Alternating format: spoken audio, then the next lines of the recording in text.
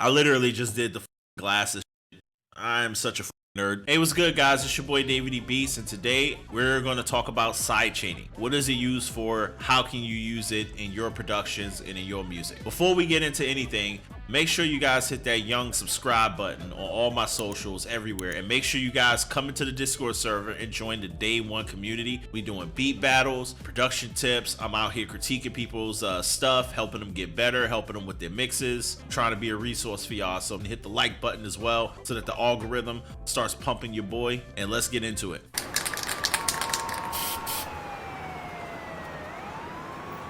What is sidechaining? Sidechaining is deciding what the compressor reacts to. That's the simplest way I could probably put it. Compressors have something called a detection circuit. It receives the incoming audio and then it decides, based on the settings that you put on the compressor, how much of that signal it's seeing and then how much the compressor is then reacting to. You can compress a different source based on the peaks and the valleys of a different audio source. Like, let's say, for example, you want to get that pumping effect like that.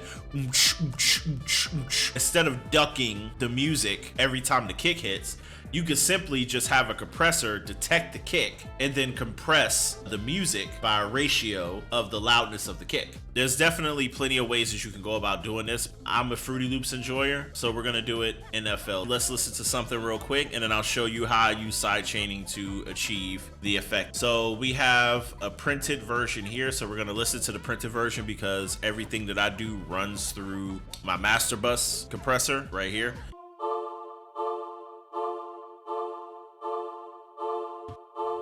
Is you bout that or nah, niggas say something? Is you all talk or is you gonna spray something? Alright, so that's pretty much that right there. So if you want to know how I went about getting the bass to be so loud, if you look at the actual session, you can see where the sub bass is. Let's see if we can find it. We're gonna mute the vocals and we're gonna mute the harmony as well, and we're just gonna play the drums and bass.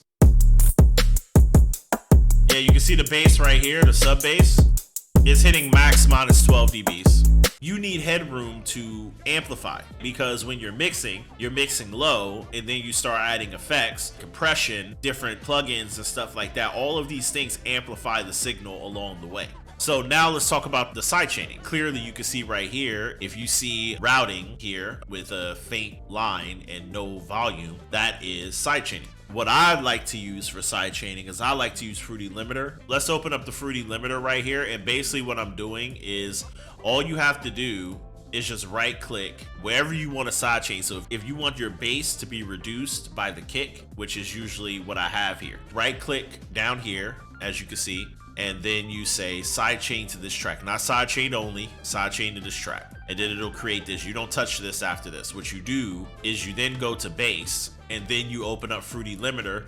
You go from limit to comp, and then you right click here where it says sidechain, and it will then ask you what signal do you want me to look at, and then I want it to look at the drums, right? So now I'm gonna play it and you're gonna visually see what the sidechain is doing.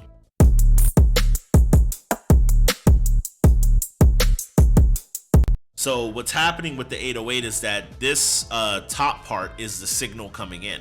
So you can see that this is the kick and then the snare, like boom, boom, boom, boom, boom. That's the kick right there. But then the kick is now controlling how much compression goes into the bass. Now with the attack and the release and all that other stuff in the sustain, if you tweak these, you will get longer or shorter compression on the kick.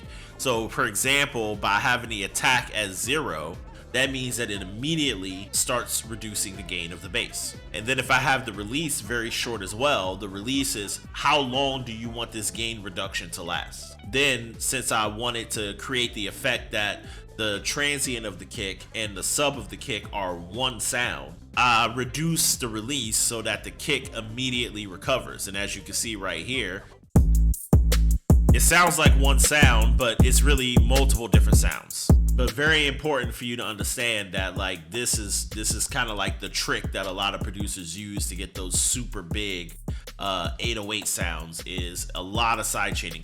And just to let you know, you can sidechain anything to anything. It's not just kick to bass. So I want you, challenge of the week. I want you to experiment with sidechaining as well. When I first heard about sidechaining, it confused the mess out of me as well until I just started using it. And what's great, once you understand sidechaining, there is a number of compressors that incorporate a sidechain. You can use Buster SE right here that has an external sidechain function.